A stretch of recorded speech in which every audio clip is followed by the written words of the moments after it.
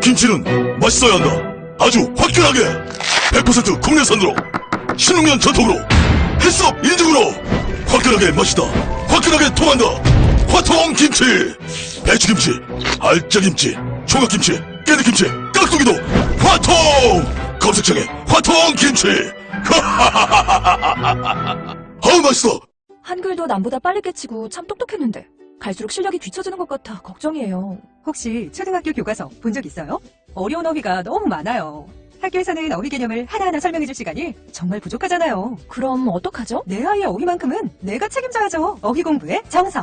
초등어휘 3천, 초등어휘 5천. 검색창에 초등어휘 3천을 쳐보세요. 건강한 몸, 건강한 피부, 건강한 화장품을 물려주고 싶습니다. 수아비스 화장품은 눈에 들어가도 상처 위에 발라도 혹은 아이들이 실수로 먹더라도 괜찮아야 한다는 목표로 달려왔습니다. 샴푸, 바디워시, 클렌저, 토너, 모이스처라이저, 크림. 이제는 삶의 일부가 되어버린 수많은 화장품. 아무거나 선택해선 안 됩니다. 지금 검색창에 수아비스 화장품을 검색하시고 그 놀라운 효과를 확인하세요. 아이부터 어른까지 수아비스 화장품.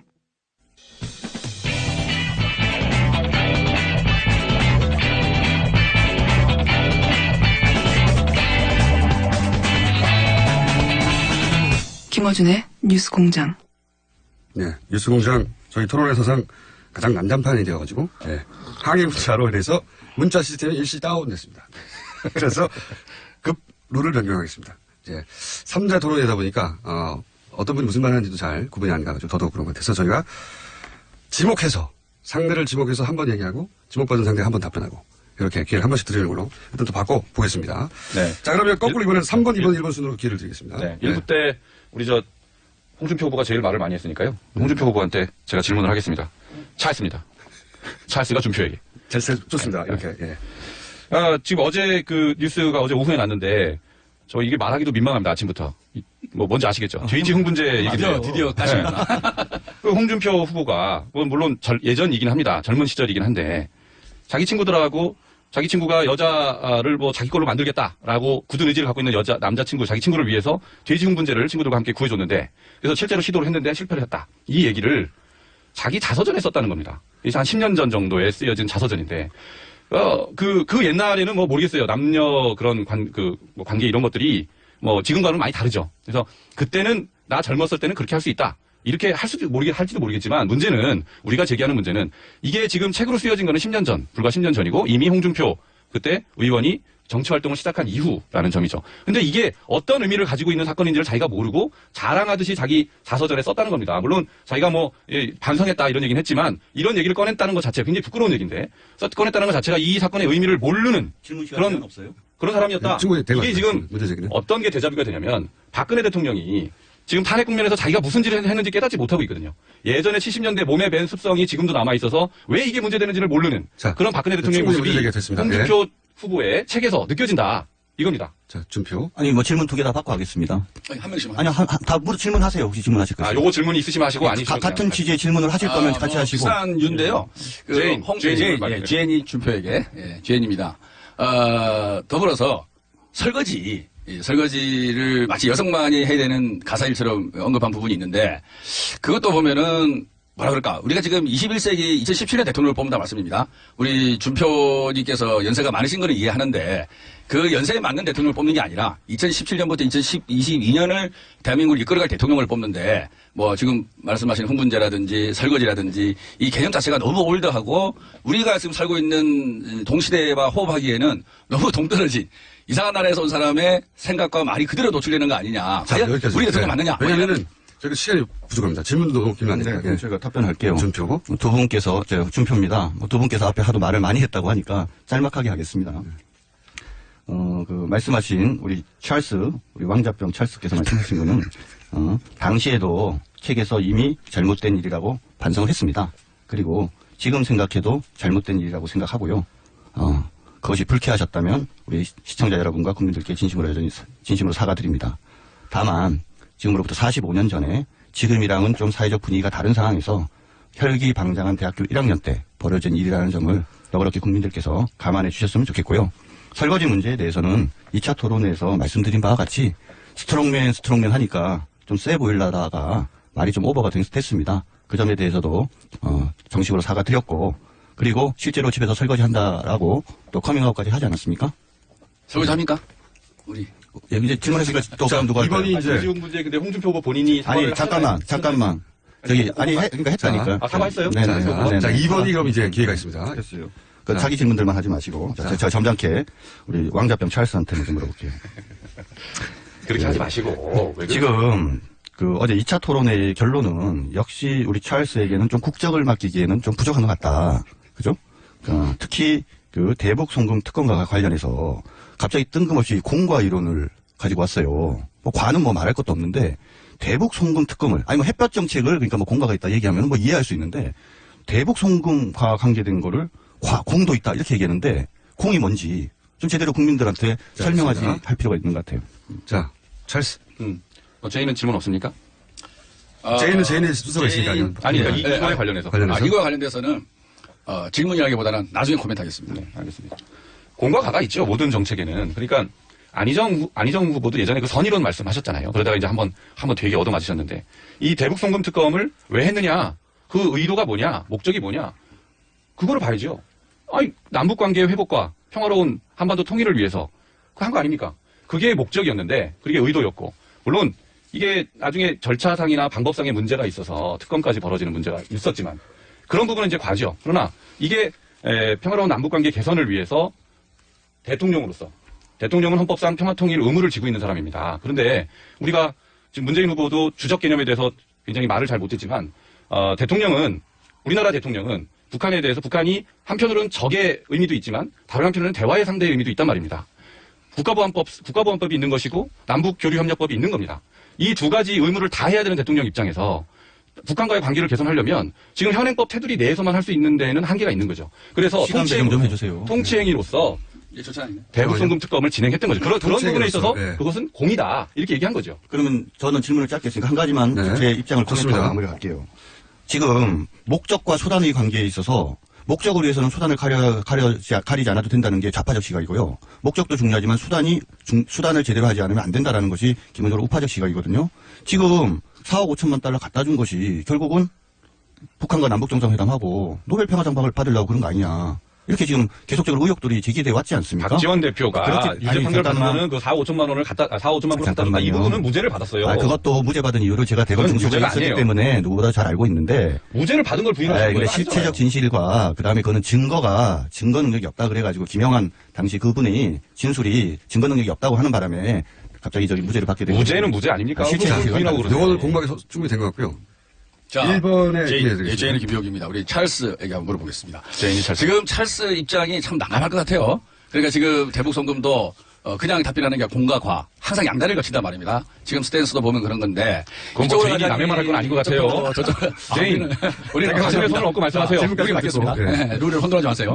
그래서 제가 여쭤보는데 어제 방송기자협회 토론회인가 거기서 뭐 기자가 그런 질문을 했어요. 자유한국당하고도 함께 할 거냐라고 얘기를 하니까 찰스가 뭐 좋은 사람이 있으면 같이 할 수도 있지 않느냐 이렇게 얘기했습니다. 근데 그게 일면 그럴듯하게 보이는데 지금 안철수의 스탠스를 그대로 드러내고 있지 않느냐. 다시 말해서 지금 안철수 후보가 뭐 어느 정도 지지율이 올랐다가 지금 약간 좀 꺼지고 있는데 그 핵심이 뭐냐면은 안철수가 해도 정권 개최로 생각할 수 있겠다라는 많은 합리적인 사람들이 인정을 해줬기 때문에 그렇다고 봐요. 말하면서 그렇고. 근데 지금 보면은 지금 찰스의 행위를 그 말과 그 스탠스를 보면은 찰스가 짓고 나면 정권 개최 아니야? 이런 사람들이 자유한국당이랑 같이 갈 거냐 뭐 이거 물어보시죠. 내가 들어보세요. 그러니까 물어보십시오. 제가 보기에는 가면 갈수록 이제는 찰스가 대통령이 되면 정권 개최가 아니다라는 것을 제가 강하게 얘기하고 싶은데 한번 얘기해 보세요. 그러니까 사람 말을 왜 그렇게 자꾸 걸러서 듣고 싶은 말만 듣고 하는 게 그게 제인의 가장 큰 문제다. 찰스는 그렇게 생각합니다. 아니 찰스가 계속 얘기했잖아요. 자유한국당, 바른정당과는 인위적인 선거연대 하지 않겠다. 도대체 몇 번을 얘기해야 알겠습니까? 찰스가 얘기한 거는 당선 이후잖아요. 우리가 집권을 하게 되면 계속 공격하잖아요. 지금 국민의당 40석밖에 안 되지 않냐. 예? 아니 민주당도 마찬가지죠. 과반이 안 되기 때문에 누구와의 협치는 불가피한 겁니다. 부인하시지 않지 않습니까? 국민의당도 당연히 그렇게 해야 되는 거예요. 자유한국당에서 좋은 분들, 정책에 따라서 연대, 정책에 따라서 협치, 이게 그건 정말 필요한 겁니다.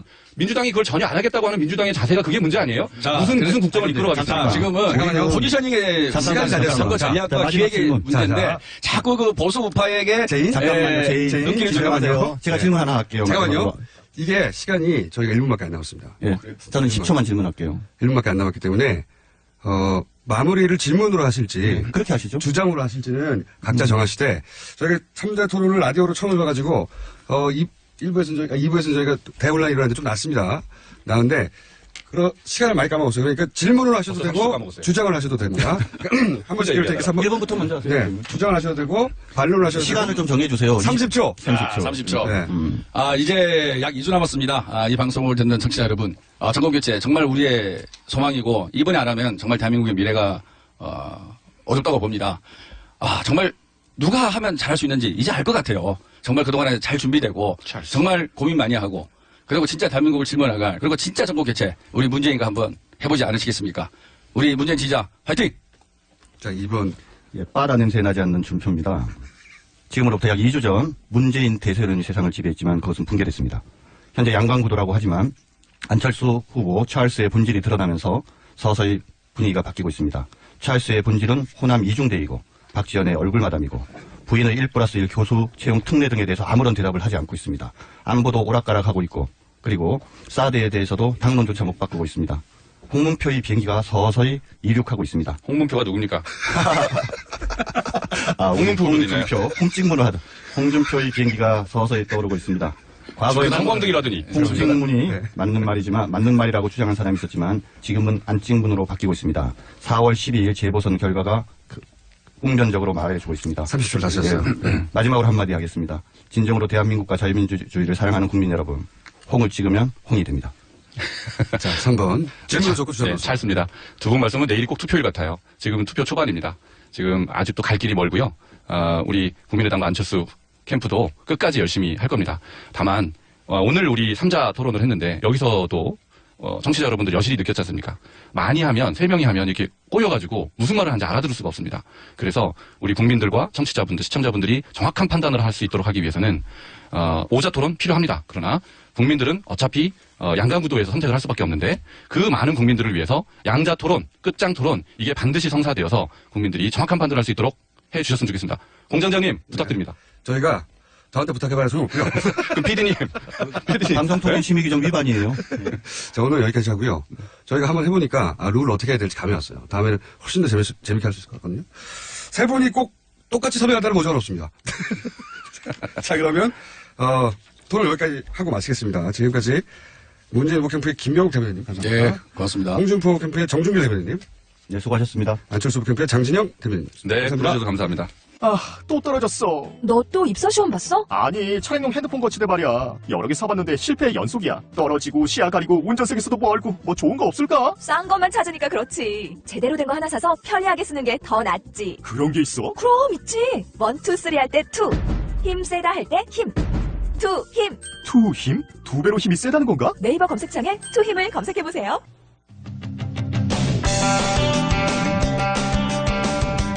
대선 후보 TV 토론이 끝나고 나면 다들 각 후보 주장에 대한 사실관계가 궁금해집니다.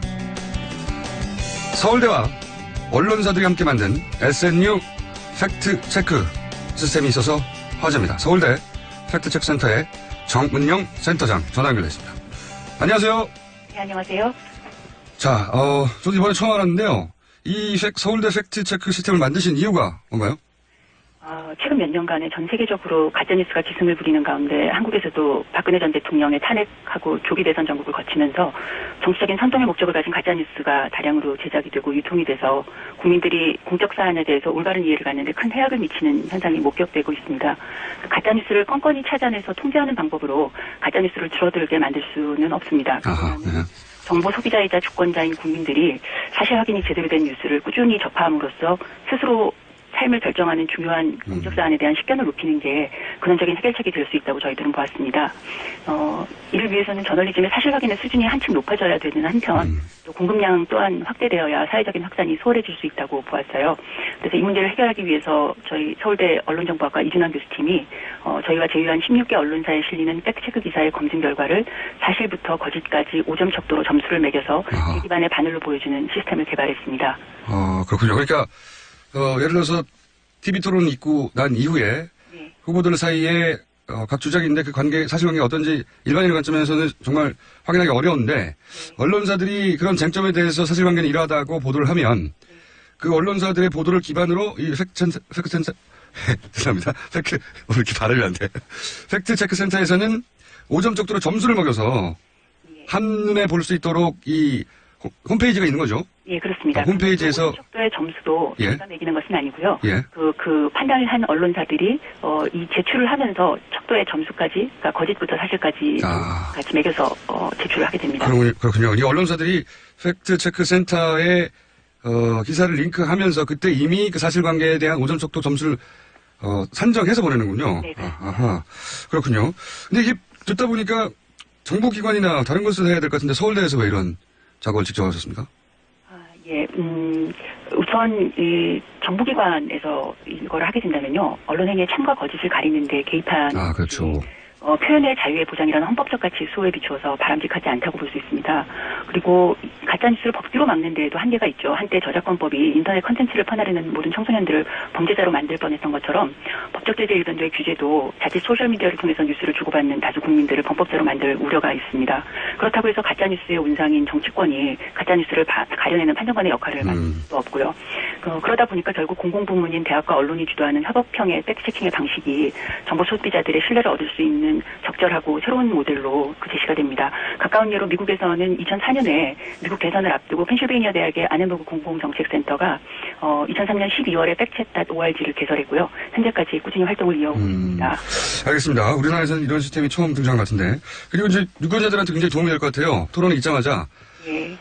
그러면 지난 2차 KBS 스탠딩 토론 관련해서도 여러 가지 쟁점이 나왔는데 우선 가장 큰 화제가 됐던 주적 논란의 경우에는 이 팩트체크 센터에서는 어떻게 점검이 됐습니까? 정리 좀 해주시면. 예, 저희 센터 시스템에 입력된 바로는 조선일보하고 한국일보, 매일경제신문 3사가 교차 검증을 했습니다. 예. 먼저 조선일보는 국방백서를 근거로 유 후보의 발언을 대체로 거짓으로 판명을 했어요. 예. 조선일보는 2010년 천안함 폭침 이후에 주적 표현의 부활 문제를 놓고 정치권을 중심으로 논란이 일었고 2010년 국방백서부터는 북한 정권과 북한군은 우리의 적이란 표현을 쓰고 있지만 주적이란 말은 국방백서에 없다고 확인을 했습니다. 조선일보 발이군요. 예. 그리고 한국일보 역시 국방백서를 근거로 유 후보 발언을 대체로 거짓이라고 판단을 했습니다. 조선일보하고 한국일보하고의 조금 판단이 다른 게 매일경제신문인데요. 예. 매일경제신문은 유 후보의 발언을 사실 반 거짓 반으로 판단했습니다. 매일경제신문 역시 국방백서를 근거로 삼았지만 이에 대한 해석에 있어서는 표현을 엄격히 따지면 주적이라는 단어가 국방백서에 없다는 점은 맞다. 그러나 주적이라는 표현을 쓰지는 않을 뿐 맥락적으로는 적으로 규정하고 있기 때문에 의미를 따지면 사실이라고 볼 수 있다. 이렇게 했습니다. 결론적으로는 3대 언론사가 모두 국방백서를 근거로 우리나라 국방부 국방백서에 북한은 우리 주적이라고 한다는 유 후보의 말이 거짓이라는 점을 확인을 했습니다. 그렇군요. 그런 식으로 판정을 하는군요. 아주. 아하. 자, 그러면 이슈가 몇 가지 더 있었어요. 국민연금 소득 대체율 인상이 국회에서 합의됐다라고 하는 문재인 후보의 발언이 있었는데 사실 이게 맞는지 틀린지 일반인의 경우에 알아내기 쉽지 않아요. 네. 어떻습니까? 한국일보가 검증을 했는데요. 한국일보는 사실이라고 판단을 했습니다. 한국일보의 판단 근거는 이렇습니다.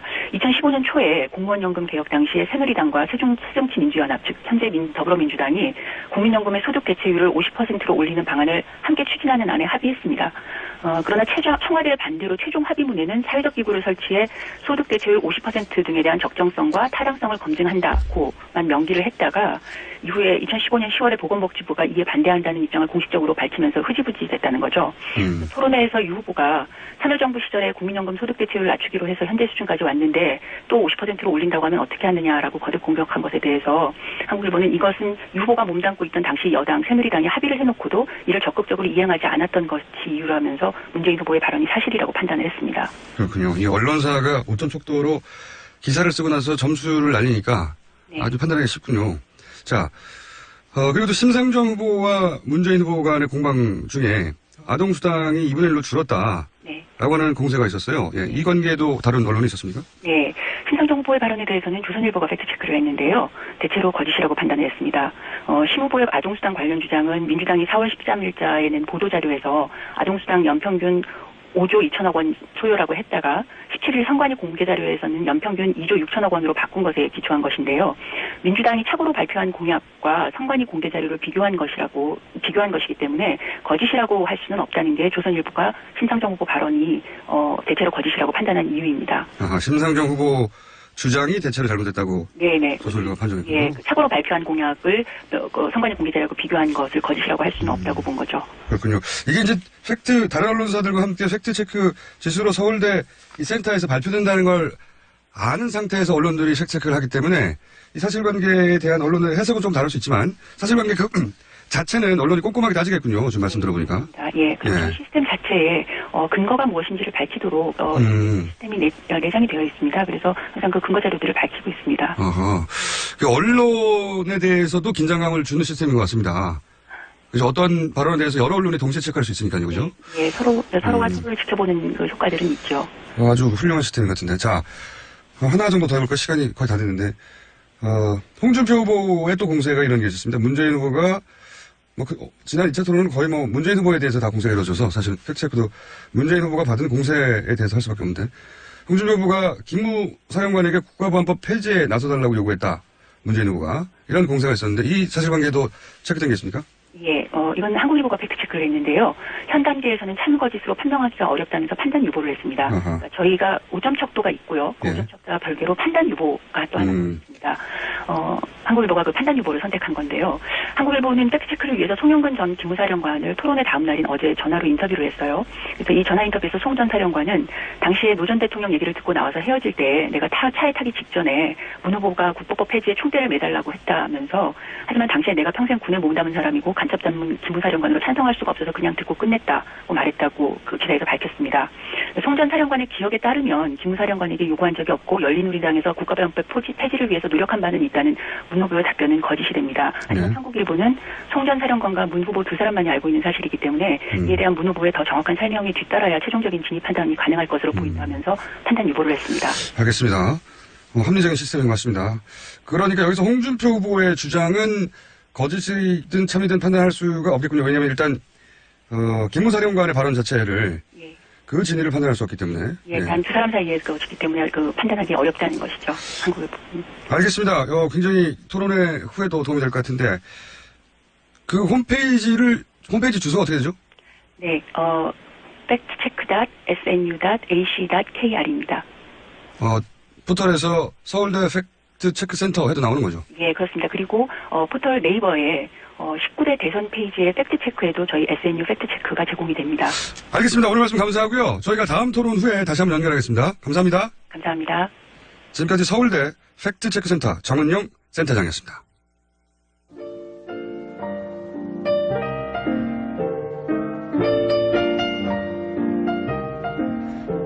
네, 저희 방송사상 또 거의 가장 많은 문자가 쏟아졌습니다. 자, 2부에는 빙의 토론 때려치우세요. CBS 김현정 누나한테 갈 거예요. 네. 그리고 형 뱃살만큼 실망이야. 저한테 보낸 문자죠. 네. 연출 누굽니까? 정경훈 PD입니다. 자, 이렇게 항의 문자가 수백 통이 한꺼번에 쏟아졌고 3부에는 또 거꾸로 귀여워요. 재밌어요. 4부도 하면 안 됩니까? 홍문표에서 부었습니다. 네, 이런 전혀 상반된 문자가 또 왔습니다. 저희가 빙의 토론을 첫 시도해봤는데 다음 주에는 좀 업그레이드 버전으로 다시 해보니까 이제 문제도 있고 또 키울 점도 있는 것 같습니다. 다음 주에는 조금 더 업그레이드된 빙의 토론 마련해서 다시 돌아오겠습니다. 여기까지 하겠습니다.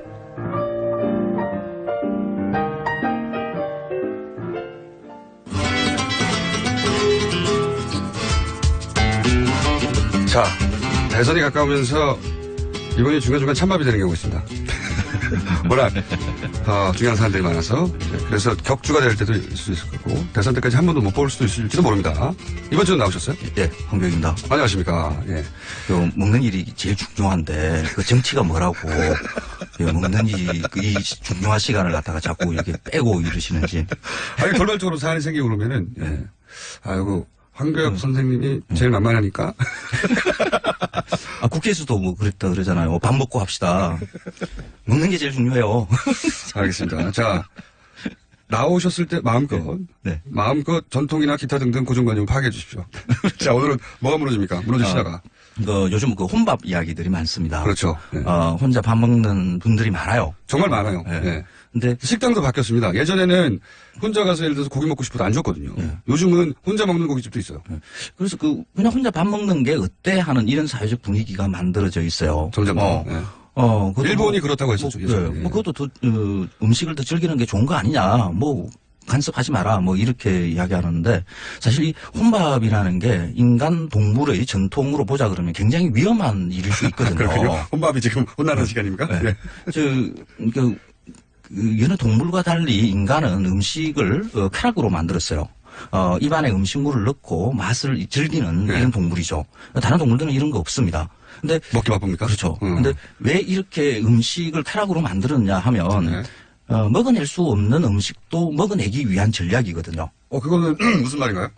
그냥 동물들은 입에 넣으면 먹을 만한 것들만 그냥 이렇게 먹습니다. 입에 넣는 거죠. 그런데 인간은 먹이 활동을 잘 할 수 있는 동물이 아니기 때문에, 먹지 못할 만한 것도, 그러니까 입에서는 거부해야 되는 그런 맛들도 먹어내야 되는 그런 생존의 조건이 있었어요. 예를 들어서 달콤하고, 입에 맞는 것뿐만 아니라 식량이 부족했기 때문에. 그렇죠. 혹은 그 영양소 꼭 필요해서 먹어야 되는 음식들이 있었다. 그렇죠. 치고 쓰고 이상 야릇한 어떤 우리는 발효라고 이야기하지만은 그 음식물이 미생물에 의해서 분해되어 있는 상태인 썩은 거죠. 그렇죠. 그런 음식도 먹어내야 되니까. 그렇게 생각해보면 이런 게 있습니다. 우리가 이제 된장이나 김치 발효 음식 먹는데 그건 우리 익숙해서 굉장히 맛있죠. 근데 발효된 다른 나라의 음식들이 있어요. 못 먹어내죠. 처음 냄새를 맡으면 외국인들이 처음에 된장 냄새에 익숙해지지 않는 것처럼 예를 들어서 제가 네덜란드에서 가장 강한 기운을 하고 있는 건 소세지예요. 근데 네덜란드의 어떤 친구가 기차역에 제가 배낭에 기차역에 내렸는데 갑자기 뛰어내려가지고 자기가 네덜란드 떠나서 돌아온 게 지금 몇 달 만인데 이거 꼭 먹어야 된다면서 저를 끌고 내려가서 소세지를 먹었는데 보기에는 굉장히 맛있는 보이는 소세지예요. 넣었다가 토할 뻔했어요. 근데 발효된 그렇죠. 소재로 만든 소세지죠. 그렇죠. 그러니까 썩었어요. 극단적으로 맛없는 것이 그러니까 거북한 것이 오히려 극단적으로 맛있는 것으로 이렇게 같이 묻어 있는 거죠. 이 이유가 먹어내지 못하는 것까지 먹어내기 위한 전략으로 그 음식물에다가 쾌락을 붙이는 거죠.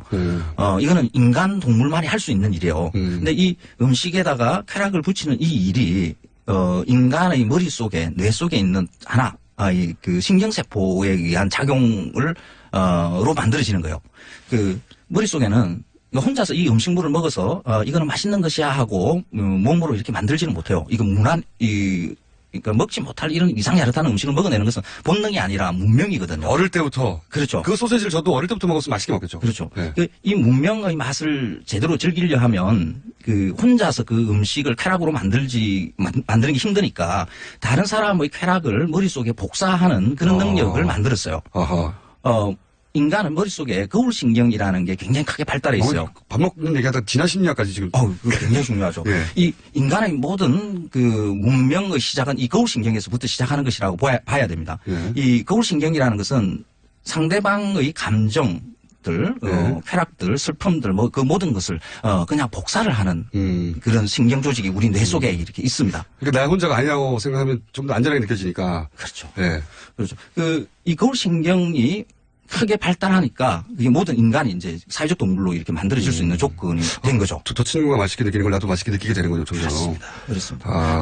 소통의 처음이 인간만이 모든 아주 복잡한 문자로 지금 소통하고 있는 것도 이 거울신경을 발달시켰기 때문에 맛없는 음식을 먹기 위해서 너무 공부를 많이 하시는 거 아니에요? 이런 것까지 기본적으로 공부를 해야 되는 거죠. 이 과정을 거쳐서 우리가 이 고도의 문명을 만들어낸 인간이 된 거죠. 그래서 소통을 잘하는 인간들은 기본적으로 감정에 대한 교류 작업 들을 잘 하죠. 그래서 여성들이 경험 능력이 더 뛰어나는 것도 있어요. 그렇죠. 그래서 서로 얼굴 마주 보고 이야기 나누고 눈빛을 서로 교환하고 하는 이런 일들이 사실 기본적으로 인간의 소통의 처음이라고 이렇게 봐야 됩니다. 그래서 지금 혼밥 문화 자체에 대해서 지금 문제를 지적하고 싶은 맞습니다. 그러니까 인간 공동체를 무너뜨린다 이런. 혼자서 밥을 먹는 이것은 인간의 그 유구한 700만 년, 600만 년 동안의 인간 전통에서 이게 벗어나는 일이죠. 600만 년까지. 예. 그 혼자서 밥을 먹는다는 것은 일단 소통을 예. 하지 않겠다라는 이런 사인이라고 볼 수가 있습니다. 그 소통을 하지 못하는 그런 인간들의 한 예를 제가 본 적이 있는데 이밥 먹을 때 소통을 거부하는 적극적으로 거부하는 분들이죠. 그 노숙자. 그래요? 예, 저는 뭐 인간이 밥 먹는데 모든 부분을 다 관찰을 하니까 그 노숙자들의 틈에 끼어서 같이 그 무료급식을 이렇게. 일부러? 예. 사람이 먹는 행위를 통해 드러나는 어떤 문화적 특징, 심리적 특징을 분석해 보려고 노숙자 분들하고 끼어가지고 밥을 같이 먹는 것까지. 예. 야. 이제 문화 인류학까지 가시는군요. 네. 그 밥을 나눠 주시는 분들한테 이제 좀 양해를 구했죠. 그래서 저도 같이 한 끼 좀 먹게 해달라. 그런데 그런 분들은 특히 혼밥을 하시더라. 줄을 서서 같이 이제 식판에 이제 밥을 받았죠. 네. 밥을 받고 난 다음에 우리는 뭐 같이 밥을 받았으면 서로 모여 앉아서 일단 뭐 잘 모르는 사람이라도 이렇게 서로 둥글둥글 앉아서 이렇게 밥을 먹지 않습니까? 저도 그렇게 밥을 먹으면서 노숙자들의 이야기를 들으려고 했죠. 그런데 식판을 들고 그분들은 다 일제히 벽 쪽이나 화단 쪽을 향해요. 그리고 고개를 푹 숙이고 오직 그 밥만 먹습니다. 옆에 사람들 돌아보지 않습니다. 같이 이야기를 나눌 수가 없습니다.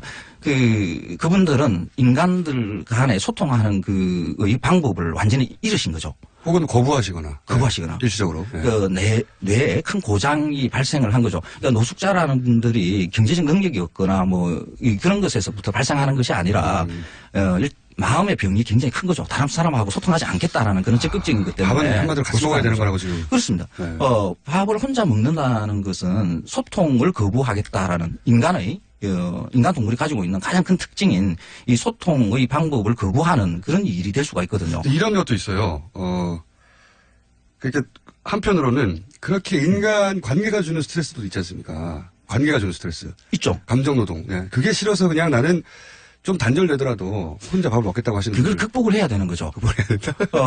싫다고 해서 나는 나 혼자서 뭐 어떤 일을 하겠다. 점점 안으로 숨어들겠죠. 원자가 되는 거죠. 이게 자폐인 거죠. 사회적 자폐. 그렇죠. 네.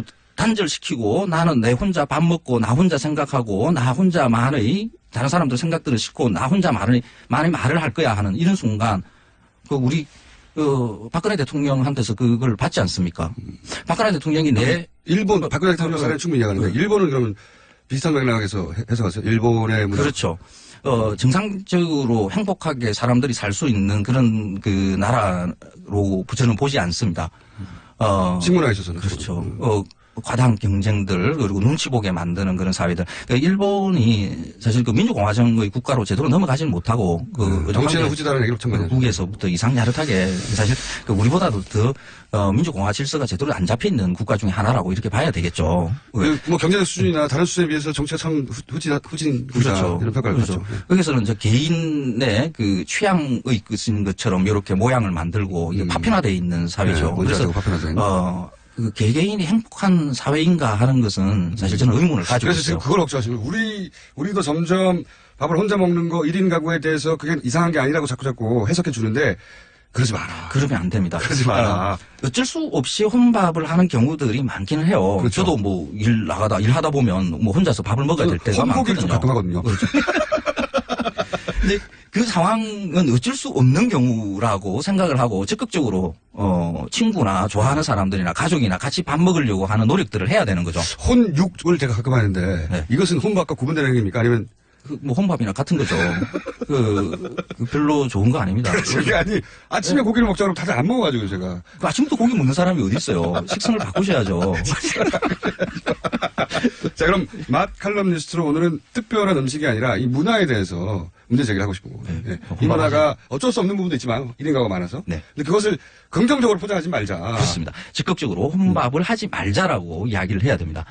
혼밥이 당연한 것이다. 이걸 즐기는 문화 이런 것은 지금 트렌드다. 뭐 이거 줄 수 없는 거. 우리는 혼밥을 즐기는 게 문화적으로 우위에 있는 것처럼 이렇게 이야기를 하면 안 됩니다. 거기까지 가지 말자. 네. 1인 가구가 많아져서 혼밥할 수밖에 없는 경우에 대해서는 뭐 어쩔 수 없지만 이게 권장되어서 적극적으로 세련된 것을 만들지 말자. 혼밥 하시는 분이 옆에 계시다 그러면 불러내야 돼요. 그래서 같이 먹자고 해야 돼요. 특히 정치하시는 분들 그런 분 있다 그러면 그러니까 혼밥을 끌어내셔야 됩니다. 긍정적인 문화로 만들지 말자. 거기까지 가지 말자. 예. 네, 이렇게 참 공부를 많이 하시는 분입니다. 한편으로 짠하기도 합니다. 이렇게까지 공부를 하시는 맛칼리우스트 황교익 씨였습니다. 감사합니다. 자.